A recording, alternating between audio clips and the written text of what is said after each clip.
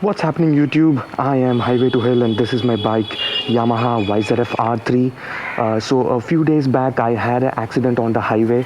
I was on the way to Bangalore. So this happened 110 kilometers away from Chennai on the Chennai-Bangalore highway. So there's a lot of construction going on the highway.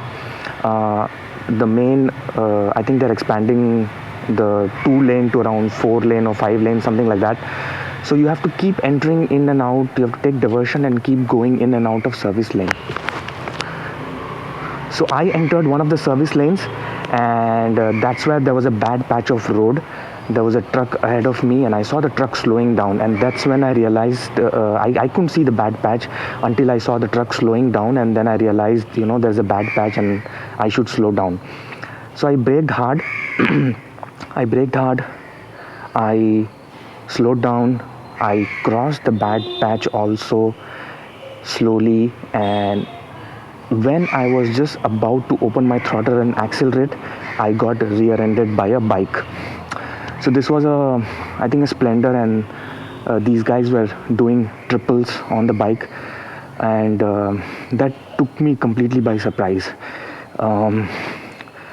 Getting rear-ended is the worst. If somebody, when you're meeting with an accident, that's something in front of you, at least you can anticipate your fall.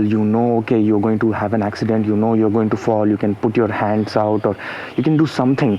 But when you get rear-ended, and it was kind of completely shocking.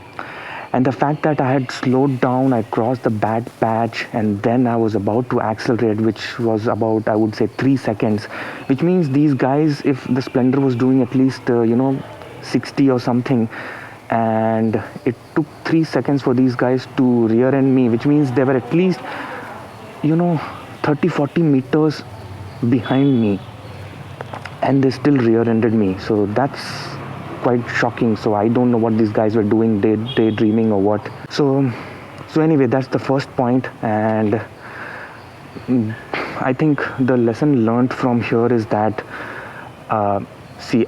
other bikes can't brake as hard as the R3, and I'm aware of that. I know that, but being aware when you are braking hard in that moment is important, and I think that's the learning for me. I didn't glance at my mirrors when I was braking hard, and I should have done that to see who's behind me, how far they are behind me. So I think that's my mistake and that's my learning, and I hope you also learn something from this. So that's point number one. The second thing is the damage. Now there's some scratch here on the muffler, on the silencer. Nothing happened to the foot pegs, the brake lever, nothing happened to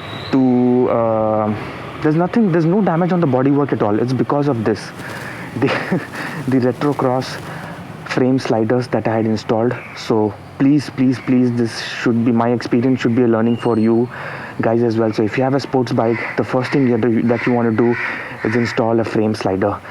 This saved this entire bodywork over here. Any damage to the the lever, the foot peg, anything. There's just minor scratch over here. The indicator is slightly bent, but it's not broken. The only damage here is this lever. The lever is bent, but a bent lever any day is way better than a broken lever. You can still use a bent lever, and that's what I did. I rode my bike back home and I could still use the front brake. But if it's broken, you're in deep trouble. Some damage over here, but I think the major damage is here to the fork and to the wheel. And even though they rear-ended me, I think what happened after the first impact, I think there was a second impact as well. So after the first impact, my bike turned towards right, and I think the second impact was somewhere over here on the wheel or on the fork, because the fork, you can see it's been leaking, it's been dripping. There's oil all over here on the fairing, and this is broken. So this has to be replaced. So yeah, that was the second point. Please have a frame slider, and this saved a lot of this bodywork. I mean, all of this bodywork it saved. There's no scratch here on the on the handlebar also. So that's amazing. This did an excellent job. And the third thing is, any injuries to me? No, absolutely none. Zero. I don't have a single scratch on my body. I don't have any pain. I don't have any swelling. There's absolutely nothing. And why is that? Because I was fully geared up. I was geared up head to toe, and I had my high ankle shoes. I had my knee plus shin guards. I had my Viatera, the grid gloves. I had my armored jacket, which has elbow, shoulder protection. Obviously, I had my helmet on, and yeah, I absolutely no injuries, no pain, no scratch, nothing at all.